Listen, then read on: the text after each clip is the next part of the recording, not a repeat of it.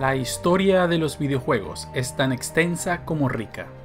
Muchas marcas míticas han nacido y desaparecido en los casi 50 años que tiene ya este gran hobby. Algunas dejando una huella indeleble en la historia y algunas otras que aún hoy siguen escribiéndola. Pero en todo este tiempo hay sistemas y marcas que han dejado una gran huella y nos han marcado de manera mucho más personal. Aunque está claro que nuestras percepciones son diferentes, no cabe duda que más allá de las preferencias personales, una cosa es clara. La Super Nintendo, Super NES o Super Famicom, como quiera que le llames, está en el Olimpo de los mejores sistemas de videojuegos jamás creados. Por eso hoy, en Hoy Te Hablo de, te traigo la leyenda de la Super Nintendo.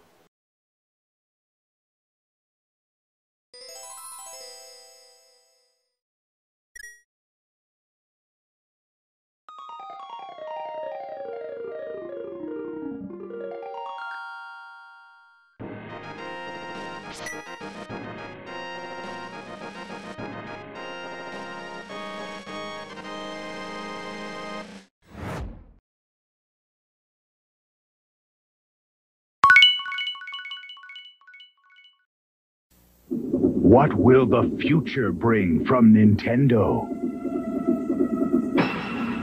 More hits like The Legend of Zelda.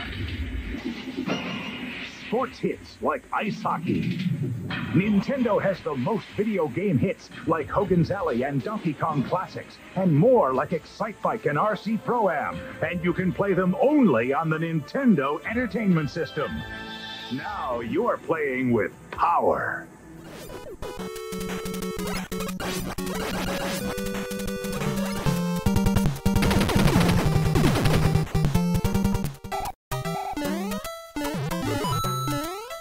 A finales de los 80, Nintendo gozaba del dominio total de las ventas de consolas en básicamente todos los territorios, gracias a la Nintendo Entertainment System, o Famicom, como fue conocida en Japón.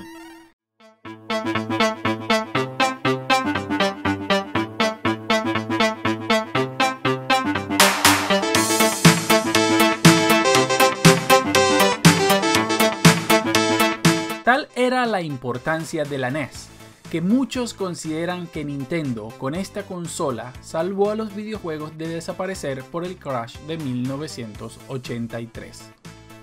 Este dominio de Nintendo era tal que aunque en 1987 NEC lanzaba al mercado la PC Engine y en 1988 Sega lanzaba la Mega Drive, TurboGrafx 16 y Genesis respectivamente en Norteamérica, ambas de mayor capacidad técnica y consideradas de 16 bits, aunque la PC Engine era técnicamente de 8 bits. Con todo esto, Nintendo no apuraría sus planes para una sucesora. Y es que Nintendo, aún con sus competidoras a la venta, tenía alrededor de un 80% del mercado de videoconsolas y no estaba impresionada ni se sentía presionada por sus rivales japonesas. Nintendo controls 80% of the video market, though some game players prefer the pictures of its competitor Sega. The men sitting in this room control the American video game industry. Nintendo, the most successful Japanese company in America by at least one measure. Nintendo controls 85% of the US video game market. Sin embargo, esto cambiaría cuando Sega, junto a Tom Kalinske, tomara Norteamérica por asalto. Young Bobby Engels has a problem. He needs to earn the respect of his peers. So he gets the special Sega Genesis fighting system. It comes with Streets of Rage 2. He saves $40. He gets more moves. He gets more control. Now things are pretty much okay. I said chocolate chip. Say it. Say it. La estrategia de Sega en Estados Unidos era clara. Irían a por Nintendo de manera agresiva y posicionarían la Genesis como la consola que te daba lo que Nintendo no. Y es que ya para 1990 Sega había acuñado y usado la frase Sega does what Nintendo don't. Un juego de palabras en inglés que venía a decir Sega hace lo que Nintendo no. Eso sin contar con comerciales que apelaban al aspecto más adulto y juvenil de los videojuegos, apartándose de esa idea de que los videojuegos eran para niños. Danita Stokes, president of HAG. It's bad enough that Sega Genesis has the most 16-bit games, but this new Sonic the Hedgehog, oh, he really does my doilies. They say he's incredibly fast. Well, what's the hurry, mister? And about his attitude. Smarty pants! Why can't it be more like that nice boy Mario? Oh! Little brat! Sonic the Hedgehog, now included when you buy a Genesis system. La Sega Genesis se lanzaría en Estados Unidos en 1989 y al inicio Nintendo no sintió ninguna presión de mover ficha, pero la estrategia agresiva de posicionamiento de Sega y el que muchos desarrollos estuvieran dejando la máquina de Nintendo para irse a Genesis obliga a Nintendo a tomar una decisión respecto a su futura consola.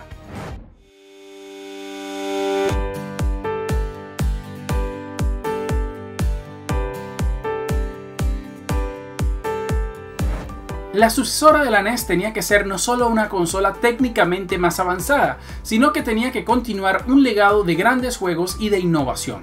La NES había colocado unos estándares muy altos. Si sumamos a eso una competencia ya establecida por parte de Sega y NEC, Nintendo no la tenía fácil. Pero el miedo no era algo que definía a la empresa nipona. El diseñador original de la Famicom, Masayuki Uemura, quien se unió a Nintendo en 1972 y eventualmente se convertiría en el manager de R&D 2, investigación y desarrollo, donde estaba a cargo de la producción de varios productos de hardware, regresaría para trabajar en el nuevo concepto. Lo primero que llama la atención de la nueva Super NES, al menos en su versión japonesa y europea, es el nuevo diseño, más alegre y curvo, con un logo colorido que imita a la posición de los botones del nuevo mando que acompañan al sistema y que contrasta muy bien con las tonalidades de gris usadas. Es una forma más alegre y juguetona que cualquiera de las versiones originales de la anterior NES. Este look no era una casualidad. Nintendo quería alejarse de las líneas duras de sus sistemas anterior y asimismo alejarse del diseño más recto y moderno de la Mega Drive.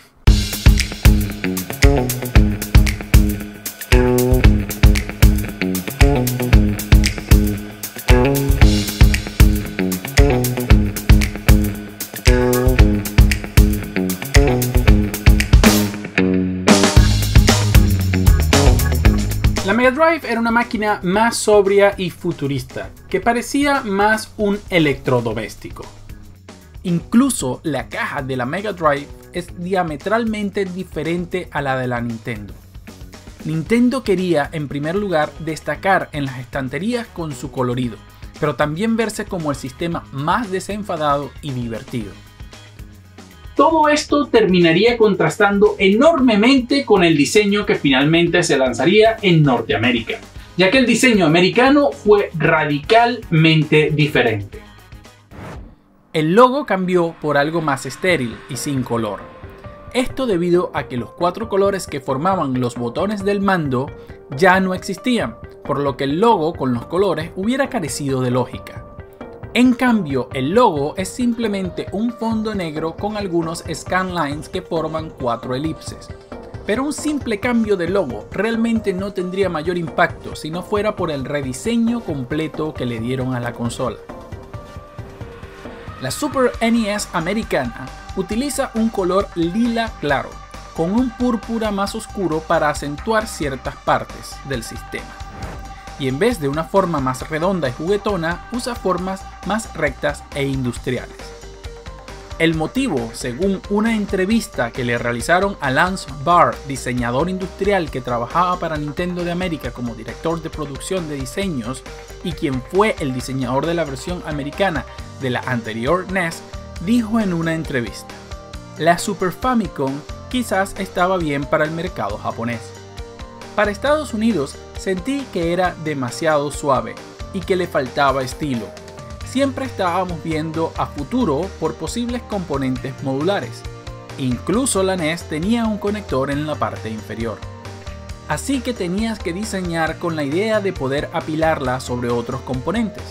Yo pensé que la Super Famicom no se veía bien cuando se colocaba encima de otro sistema, e incluso sola tenía un look como de bolsa de pan. Asimismo, en la Nintendo Power de junio de 1991, en una cobertura extensiva sobre el look de la versión americana de la consola, el mismo Lance Bard dijo: "Cuando se trata de videoconsolas, la gente no tiene muchas expectativas sobre cómo debe lucir, por lo que hay mucha libertad. El diseño está bastante abierto. La gente suele estar más preocupada por el software". Sin embargo, en palabras del propio Lance, sí tuvo una directiva muy clara por parte de Nintendo de América: no queremos que la consola luzca como un juguete. Según continúa diciendo la propia revista, el motivo de esto es que al interior de la Super Nintendo había de todo menos un juguete.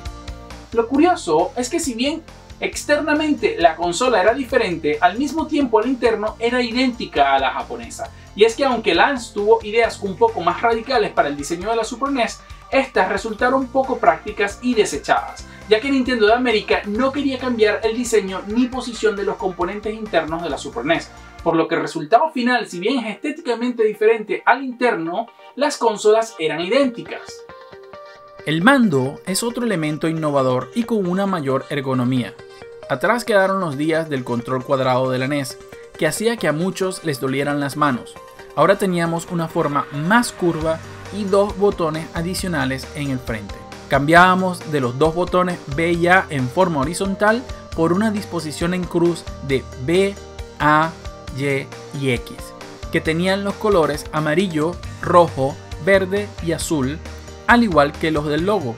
Además, dos gatillos, L y R, por left and right, izquierda y derecha respectivamente, sumando así un total de 6 botones, más Select, Start y la cruceta, que ya era un estándar en la industria. Este fue uno de los aspectos que más impacto causó sin duda alguna en la época, y es que ya el uso de 3 botones de Mega Drive era interesante, pero el mando de Super NES llevó esto mucho más lejos. Tanto así que al poco tiempo Sega también pondría en el mercado una versión de su mando, pero con 6 botones.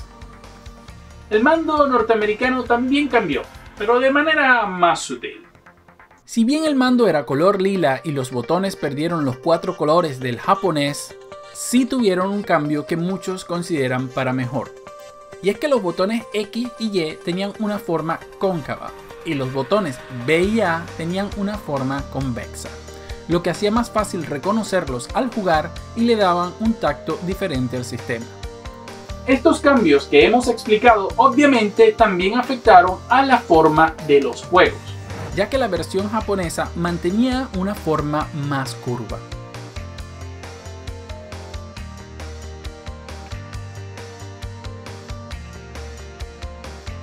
Mientras que la versión americana tenía una forma más recta, para mantener obviamente el estilo característico de cada sistema.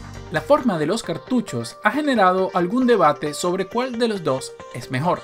La forma más recta de la versión americana permite organizar los juegos mejor y además permite reconocer el juego solo viendo la parte superior donde se colocaba el nombre del juego, cosa que no estaba presente en los juegos japoneses o europeos. Evidentemente, esta forma también ayudaba, entre otras cosas, a mantener el bloqueo regional de los juegos, ya que un juego japonés funciona perfectamente en una consola americana y viceversa, excepto por una limitante física. En cualquier caso, sin importar qué versión del sistema te tocara, el interior era el mismo, y ese interior contenía justamente al cerebro de la bestia.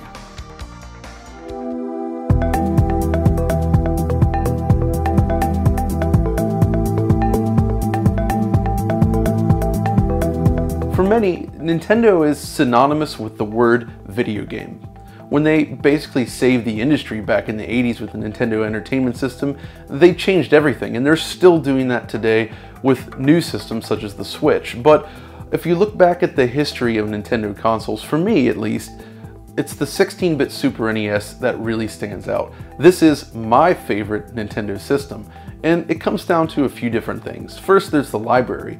You just have this wonderful mix of platform games like Super Mario World and Yoshi's Island, and games like Contra 3 and other Konami games and Capcom games, and honestly every publisher that created games for the Super NES was firing on all cylinders, and many of these games still hold up brilliantly today and even serve as the model for many great indie games, I'd say. It's really a wonderful library. But the hardware itself is also really unique for its day. There's the video display processor, for instance, which focused more on cool visual tricks and expanded color palettes, and it produced a style of visuals and color that was extremely different from everything else that you would see on the market. I mean, it didn't really look like Sega's Genesis or the Amiga platform or what you were seeing on the IBM PC.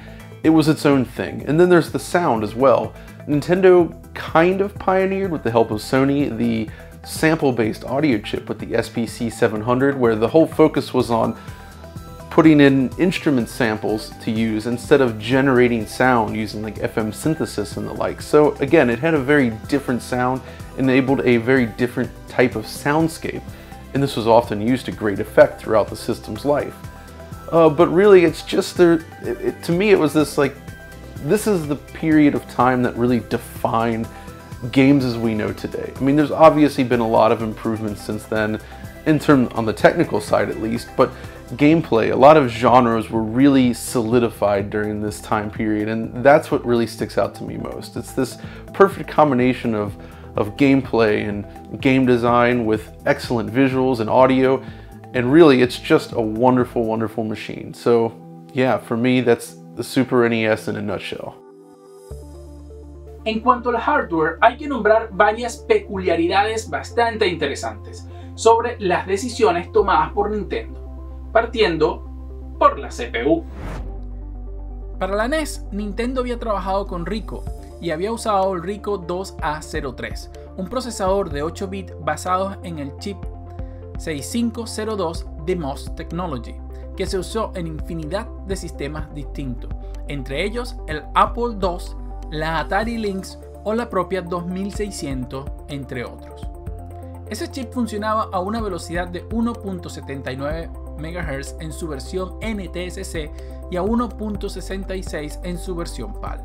En cambio, ahora el chip usado era uno hecho a la medida, el 5A22 de 16 bits, hecho también por Rico, basado en el chip 65C816 de Western Design y que funcionaba a 3.58 MHz. Lo curioso de este chip es que su frecuencia podía variar de velocidad y funcionar a 2.68 MHz y a 1.79 MHz, y si te suena de algo es porque es la misma frecuencia a la que funcionaba la NES.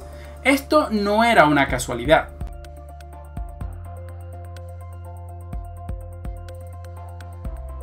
Sin embargo, comparado con el procesador Motorola 68000 a 7.6 MHz que usaba la Genesis, el procesador de Super Nintendo palidecía en potencia y capacidad. Entonces, ¿por qué Nintendo escoge este chip? Es bastante extraño considerando que ya la Genesis tenía un par de años en el mercado. La razón se debe a varios factores. Por un lado, la idea inicial de Nintendo era que la Super Nintendo fuera completamente retrocompatible con la NES. De allí el uso de un procesador Rico similar al usado en la NES, aunque a 16 bits. Y este era uno de los motivos por los que el chip podía cambiar la frecuencia hasta los 1.79 MHz. Pero durante el desarrollo, Nintendo se dio cuenta que lograr esa retrocompatibilidad no solo le retrasaría el proyecto, sino que también le haría que costase más dinero, por lo que la retrocompatibilidad se desechó. Cosa que, como veremos más adelante, causó cierta confusión en los padres y al mismo tiempo generó una política de garantías por parte de Nintendo bastante restrictiva. Pero ese no fue el único o más importante motivo para escoger una CPU tan básica. Nintendo pensó que sin importar qué CPU escogiera, esta igual se quedaría desfasada al pasar el tiempo, por lo que asumió que lo mejor era colocar una CPU competente y que luego pudieran colocarse chips de apoyo en el propio cartucho de juego. La Super NES fue pensada con ese propósito en mente, y debido a ello el sistema tiene toda una serie de conectores y pines adicionales para este fin, y como veremos más adelante, esto fue utilizado desde el día de salida del sistema. Y si bien la CPU era mucho más débil que la de su rival Sega, la Super NES compensaba muchas de estas carencias con el uso de chips PPU, unidad de procesamiento de imagen, adicionales que le daban a la Super NES toda una serie de ventajas en términos de colores y sprites. Una cosa interesante y que mucha gente desconoce es que la resolución de la Super NES era menor a la de la Sega Genesis. La mayoría de juegos de Genesis funcionaban a una resolución de 320 x 224, pero los de Super NES solían funcionar a 256 x 224, lo que es una reducción del 25% en la cantidad de píxeles que componían los juegos. Y si bien es cierto que la Super NES tenía un modo de alta definición con una resolución de 512 x 224 o 512 x 478 interlazado, lo cierto es que menos de una docena de juegos usaron esta resolución, y normalmente lo hacían únicamente para menús o pantallas estáticas. Sin embargo, esto lo compensaba con una paleta de colores mucho más rica, y es que la Super NES podía mostrar hasta 256 colores simultáneos en pantalla de una paleta de 32.768, al contrario de la Genesis, que solo podía mostrar 61 colores en pantalla de una paleta de 512, lo que resultaba en que muchas veces la imagen de la Super NES diera la impresión de tener más resolución debido a que los píxeles podían notarse más fácilmente en Sega.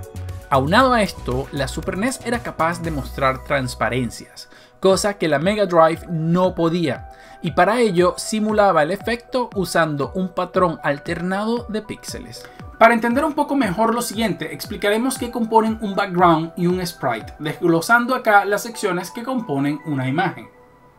La Super NES podía presentar los gráficos en pantalla, es decir, los fondos y sprites, utilizando 8 modos distintos. Cada modo tenía sus particularidades muy específicas y técnicas respecto a la combinación de sprites, fondos y colores que podía emplear. Algunos permitían más cantidad de fondos usando menos colores o más capas de menor tamaño con paletas más grandes. Estos modos iban enumerados del 0 al 7. Y si sabes algo de la Super NES, ya estarás pensando acerca del modo 7. Efectivamente, el nombre de esta super conocida técnica que Nintendo utilizó para promocionar tanto a su sistema recibe este poco original nombre justamente porque era el octavo modo en que podía presentar los gráficos. Y digo octavo porque ya dijimos que el primero era el modo 0. El modo 7 permitía escalar y rotar un fondo línea por línea. Su uso más popular fue la simulación de perspectiva en una especie de pseudo 3D. Sin embargo, el efecto estaba limitado a el fondo, que podía ser de una dimensión de 128 por 128 píxeles, y no podía utilizarse con los sprites. Para contrarrestar esta limitación, varios juegos utilizaron técnicas creativas, como el caso de Super Castlevania 4, donde el enemigo final utilizaba este modo, pero realmente no es un sprite. De hecho, normalmente cuando esta técnica se aplica, el fondo suele ser negro. Asimismo, en una escena de Contra 3 podemos ver cómo el avión que se acerca hacia la pantalla en el primer nivel, el fondo donde él está es completamente negro y la parte del juego restante es donde están los sprites. En los casos donde el juego utilizaba la técnica para imitar una especie de pseudo 3D, lo que se hacía era que los sprites se colocaban encima del fondo y las rotaciones de estos eran todos dibujados a mano, por así decirlo. Es decir, eran sprites que iban cambiando de posición y que habían sido creados intencionalmente por el desarrollador, a diferencia del modo 7, donde el fondo rotaba gracias a la técnica. El modo 7 sin duda fue uno de los argot más publicados por Nintendo a la salida del sistema. Tanto así que todos los juegos de la propia Nintendo de lanzamiento tenían este modo implementado de una manera u otra. Curiosamente, fue este empuje por publicitar el modo 7 de Nintendo lo que llevó a Sega a buscar un elemento publicitario que pudieran usar como gancho para la Genesis. Y en esta búsqueda nace el término Blast Processing, ya que Nintendo usaba con fuerza el término modo 7 para promocionar su más reciente juego Super Mario Kart. Aunque la realidad es que en el caso de Sega, el Blast Processing no significaba realmente nada. The Sega Genesis has blast processing. Super Nintendo doesn't. So what's blast processing do?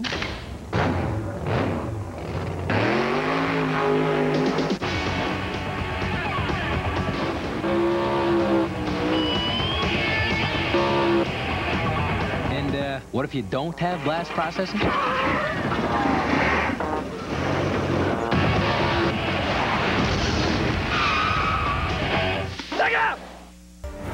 Los cartuchos de la Super NES podían tener un tamaño que iba desde los 4 megabits hasta los 32 megabits, aunque hubo un par de juegos que llegaron hasta la impresionante cifra de 48 megabits. Y aunque esto suena impresionante, es debido a que los juegos se medían en bits y no en bytes como hacemos hoy, y si convertimos esos valores nos dan unas cifras bastante más discretas.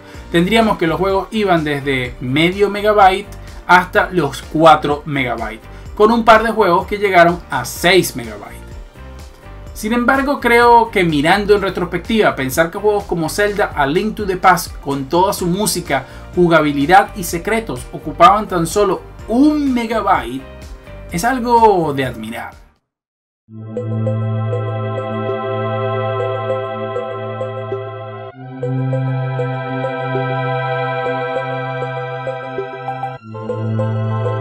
Otro aspecto donde la Super NES destacó de manera importante fue en el sonido. Nintendo quería dotar a su sistema de un sonido peculiar, algo diferente a la síntesis FM que usaban los sistemas de 16 bits tradicionales y que dotaban a la música de ese sonido chiptune tan característico.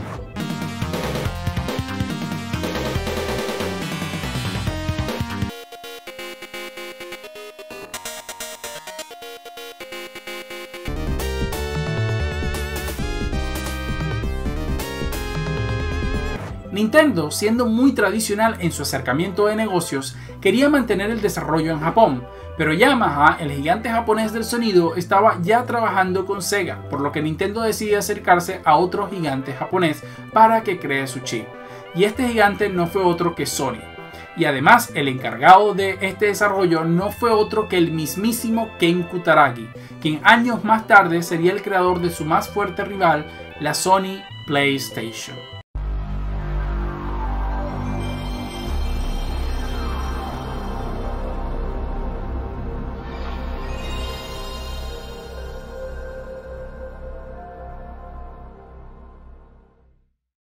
Nintendo claramente quería seguir lo ya establecido con la síntesis digital de sonido que había empleado en el Famicom Disk Drive. Sin embargo, Kutaragi fue mucho más lejos, creando algo realmente impresionante para la época. Y es que el chip de sonido de la Super Nintendo era básicamente un subsistema en sí mismo dentro de la Super NES.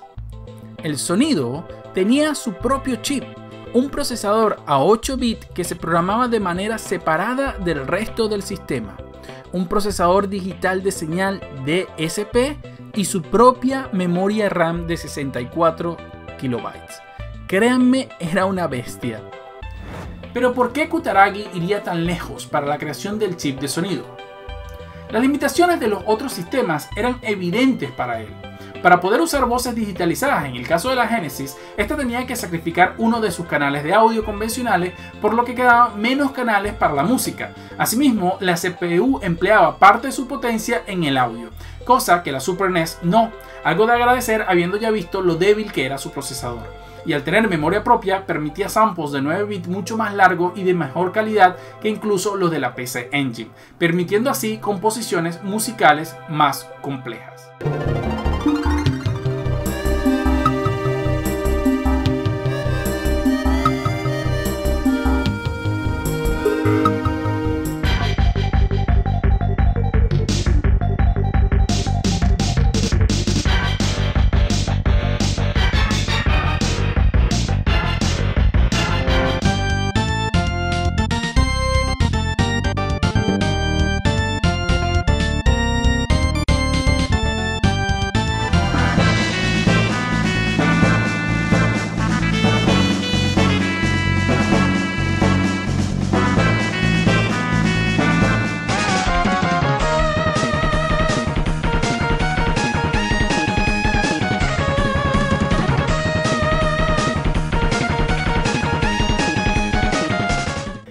no significa que el chip de sonido fuera perfecto.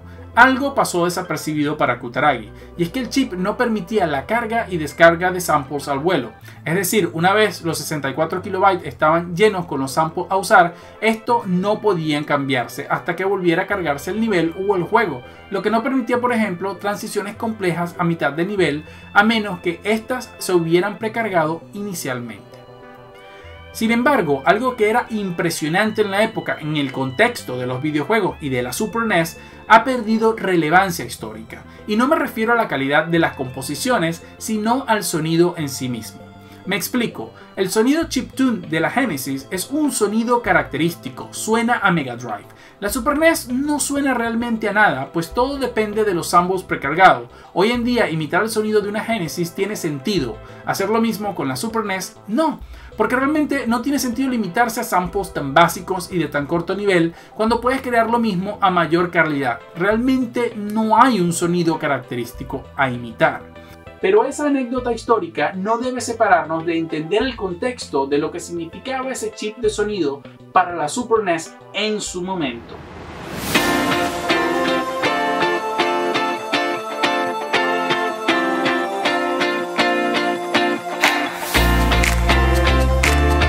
Pues para mí la Super Nintendo fue una consola muy importante porque yo he jugado toda la vida, pero la primera consola que tuve fue la Super Nintendo. Que la verdad es que no me acuerdo cómo acabé convenciendo a nadie para que me la regalaran por Navidad, pero pasó. En 1993 tenía yo 13 años y era un pack que venía Super Nintendo con Super Mario All Stars. Y bueno, yo era la primera vez que jugaba a nada de Mario y nada relacionado con Nintendo, porque yo hasta ese momento jugaba en PC solamente. Con ella conocí muchos géneros nuevos, sobre todo el más importante, el RPG japonés, que para mí fue como un bombazo. Porque yo en general juego a todo tipo de videojuegos, pero para mí los que más importantes son los que tienen historia, y cuando descubrí los RPG japoneses aquello fue como, madre mía, he descubierto el dorado para mí. Además tiene una anécdota muy importante para mí la Super Nintendo en relación a mi abuela, porque he estado pensando últimamente en cómo funcionaba aquello, y la verdad es que la que más juegos me compró para esa consola fue mi abuela, que íbamos las dos Navidad o por mi cumpleaños. ¿Qué quieres de regalo? Espera, ven conmigo a la tienda de videojuegos que vamos a elegir allí mismo, y ella siempre venía y ella es la que me los compró siempre. También me acuerdo que cuando íbamos a su casa para vacaciones o fines de semana, me llevaba la consola conmigo porque ya tenía mejor tele que la que teníamos nosotros en casa. Por alguna razón tenía una así mucho más grande que la que teníamos nosotros en casa, y bueno, claro, si lo piensas ahora seguro que era una cutre tele, pero en aquel entonces enchufaba la Super Nintendo ahí y era una pasada. En esa consola descubrí yo grandes juegos, como Secret of Mana, que para mí aquello fue la cumbre del RPG japonés, salvo cuando ya por fin pude probar el Chrono Trigger, no en la Super Nintendo porque no estaba para PAL, y esto lo tuve que jugar años más tarde en el emulador en el PC. Pero entonces ya no era Secret of Mana, era Chrono Trigger.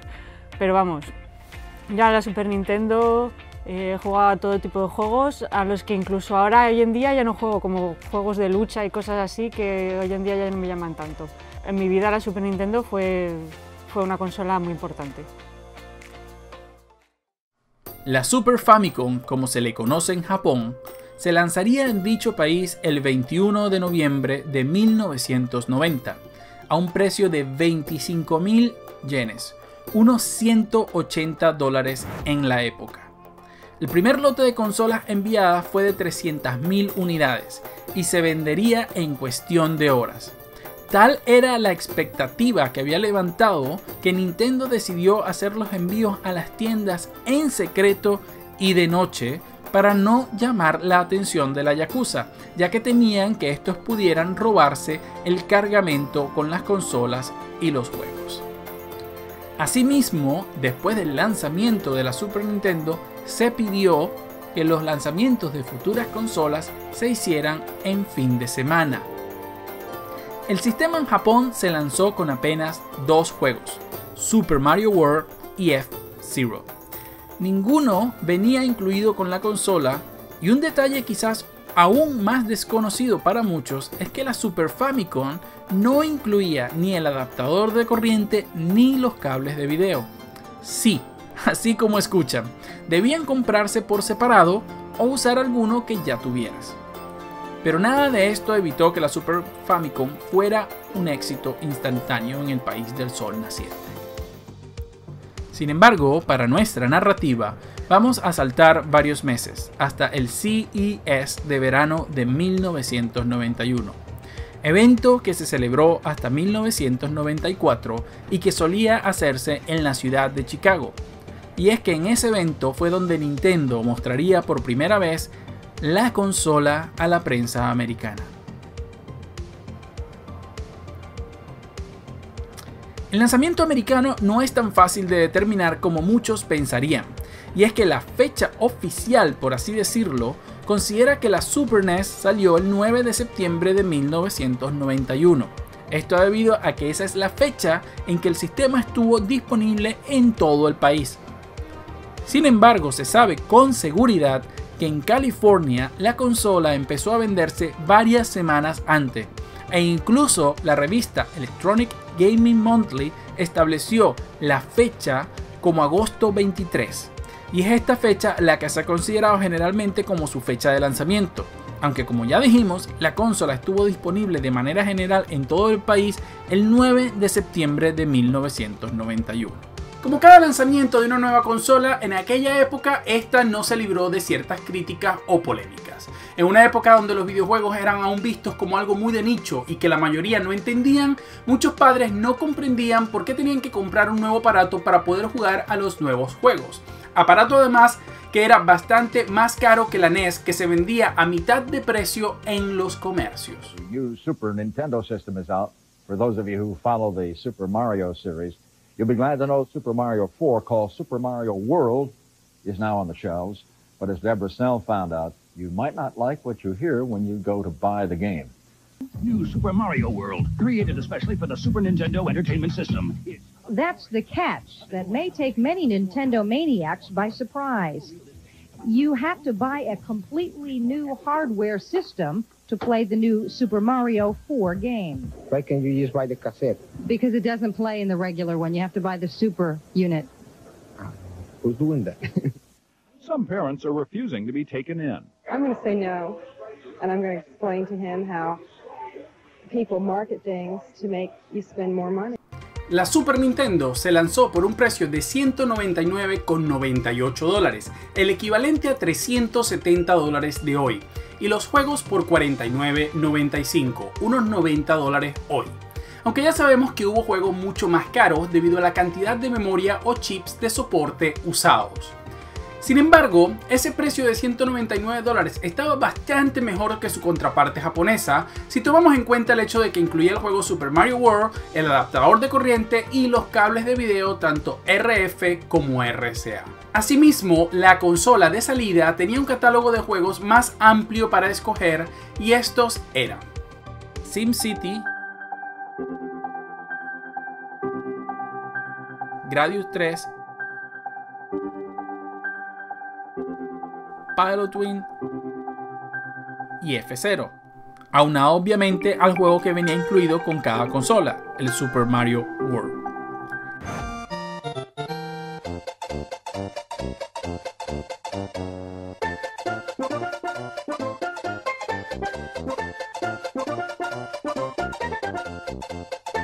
Nintendo de América no pudo escoger mejor juego para formar parte del bundle de la Super NES.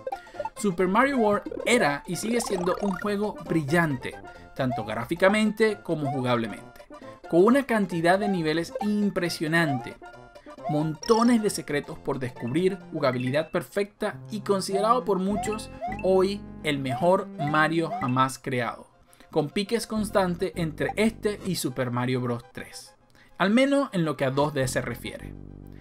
Asimismo, introdujo uno de los personajes más queridos en la Gran N, nuestro dinosaurio favorito, Yoshi.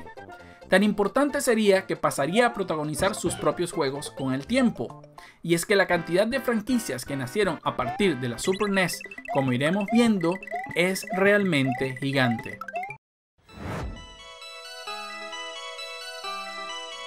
SimCity era el famoso juego de simulación de ciudades de Maxis y que se adapta a la Super NES de manera brillante, incluyendo elementos de la propia Nintendo y dotando al juego de objetivos, lo que generaba una experiencia más guiada que en su versión de PC. Gradius, el primer juego de Konami para la Super NES en Norteamérica, por cierto, que esta desarrolladora se convertiría en un pilar fundamental en el éxito de la Super NES. Volviendo al juego, esta era la tercera parte de su saga de shoot 'em ups que había salido originalmente en los arcades y se portió para la Super NES de manera bastante correcta.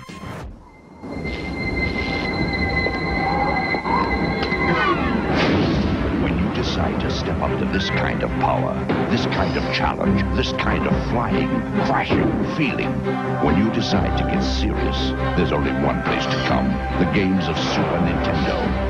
No one else creates this kind of experience, because no one else creates these kinds of games.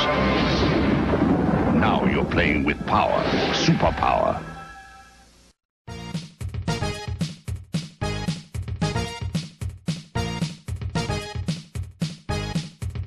F-Zero era un juego de carreras futurista inspirado por la Fórmula 1 y uno de los juegos creados expresamente para demostrar el poder del modo 7. Aquí escogíamos a una de 4 naves disponibles y nos disponíamos a recorrer pistas futuristas con saltos, velocidad endiablada, una música espectacular y que aún a día de hoy no solo el original es un juego genial, sino que es una de las franquicias más reclamadas por los amantes de Nintendo que esperan en cada sistema una nueva versión de este clásico. Luego tenemos a Pilotwings, un juego bastante bueno por derecho propio que buscaba ser una especie de simulador o academia de pilotos. Es un juego bastante divertido. La idea era lograr manejar una serie de máquinas voladoras diferentes para luego ir en una misión importante de ataque manejando un helicóptero. Un juego realmente raro. Sin embargo, lo cierto es que el principal motivo de existencia de este juego era demostrar las capacidades de la Super NES y su modo 7. Un juego que no podría existir de otro modo y tanto es así que este fue el primer juego en utilizar un chip de apoyo. Recordarán que mencionamos que Nintendo adoptó a la Super NES con una CPU bastante básica, asumiendo que en la necesidad de aumentar la capacidad de cálculo agregaría chips adicionales al cartucho. Esta idea se materializó casi desde el principio, ya que Pilotwings usaba el chip DSP, un chip que ayudaba a calcular más rápidamente vectores, conversiones de bitmaps y coordenadas en 3D y más. Hubo 4 versiones de este chip, siendo la más popular y utilizada la DSP-1, que fue la que utilizó Pilotwings. El DSP-2 solo fue utilizado en el juego Dungeon Master. El DSP-3 se utilizó en el juego SD Gundam GX para el cálculo de la inteligencia artificial y finalmente el DSP-4 se utilizó únicamente en el Top Gear 3000. A pesar de lo popular de la primera versión de este chip, lo cierto es que probablemente en nuestro recorrido solo veamos un juego más donde este chip fue empleado, ya que la mayoría de títulos donde se utilizó fueron juegos que nunca saldrían de Japón o de calidad cuestionable. En todo caso, les adelanto que este no fue el chip más popular.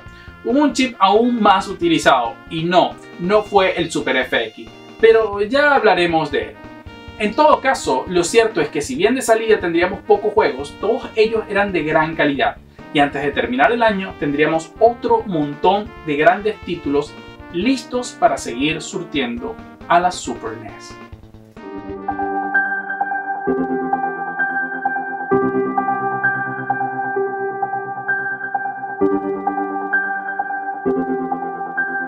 En septiembre llegaría Hyperzone, un juego muy al estilo Space Harrier, utilizando para ello, claro está, el modo 7, de gran colorido, con buena música y mucha acción. Lo curioso es que este juego fue desarrollado por HAL Laboratory, empresa que mantendría estrechos lazos con Nintendo por crear juegos de Kirby, Mother y el archiconocido Super Smash Bros. Septiembre nos traería 2 shoot 'em ups. Por un lado, Capcom lanzaría su primer juego para el sistema, UN Squadron,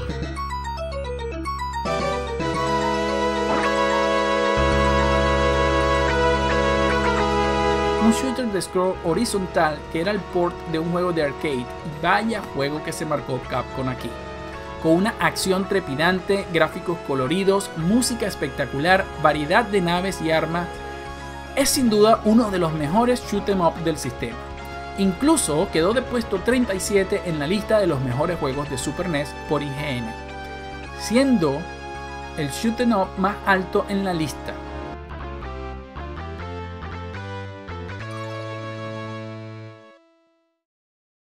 El otro shoot 'em up del mes sería el Super R-Type de Irem, un juego basado en R-Type 2 de arcade con niveles adicionales, y que para ser un juego casi de lanzamiento estaba bastante bien, pero sufría de bajones de velocidad muy acentuados. Sin embargo, el juego fue muy bien recibido en 1991 y la revista Entertainment Weekly lo nombró su segundo juego favorito de la Super NES en ese año.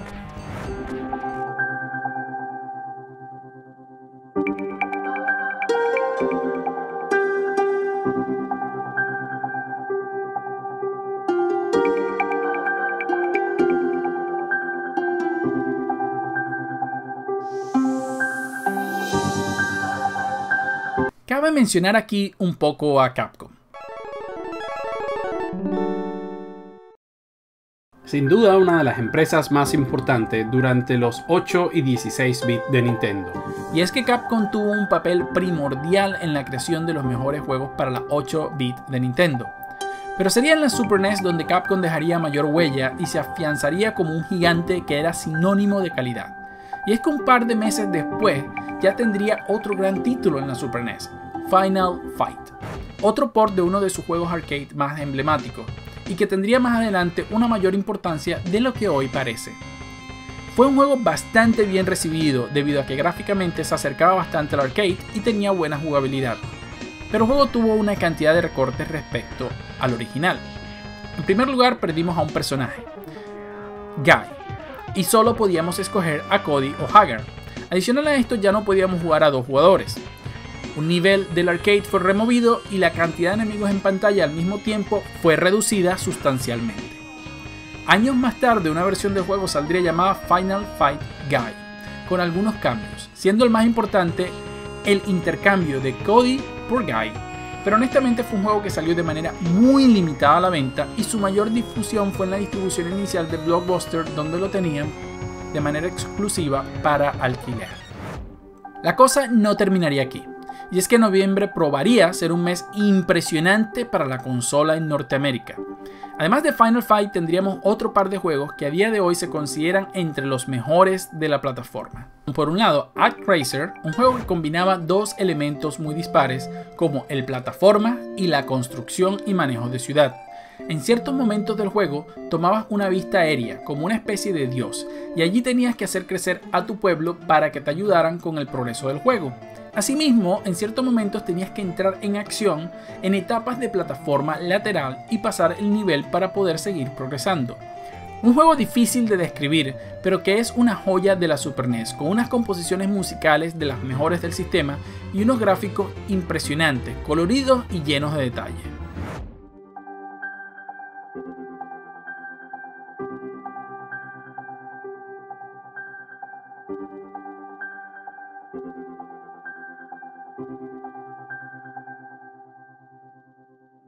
El segundo no fue otro que uno de los juegos no solo más importantes del sistema, sino de la historia de los videojuegos, Final Fantasy II.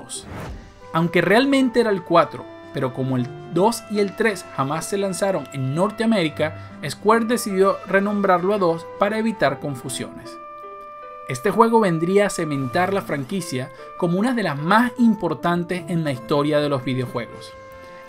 El juego es mejor gráficamente que los anteriores juegos de NES, sin duda alguna, pero tampoco era algo realmente más allá. Incluso para la época era un juego bastante normalillo gráficamente, pero su música aún hoy es considerada una de los mejores soundtracks de la historia, y sobre todo su argumento y duración llevaron a los JRPG a un estándar de calidad mucho más alto. Esto motivado principalmente, como dije, por su historia. Y es que Final Fantasy era un juego no solo más largo, más ambicioso y más épico, sino mucho más adulto, al menos para los estándares de la época. La historia tocaba muchos elementos adultos, temas de crecimiento, la muerte, el sacrificio. La crítica lo recibió con notas sobresalientes y hasta perfectas, al punto que algunos outlets dijeron que era la aventura más ambiciosa jamás creada.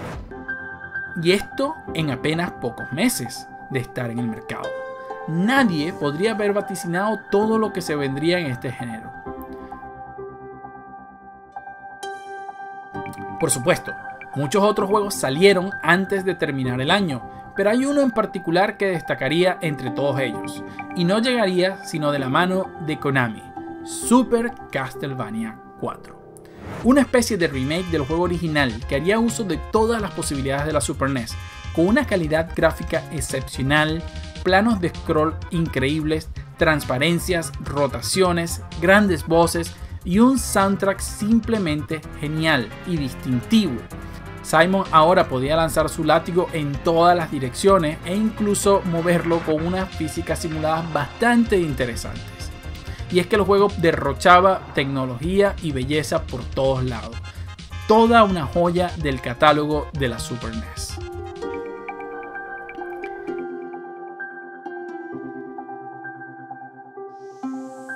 Y de esta manera terminamos la primera parte de la leyenda de la Super Nintendo. Acompáñanos en el próximo episodio, donde continuaremos viendo año por año cómo fue la historia de esta grandísima consola.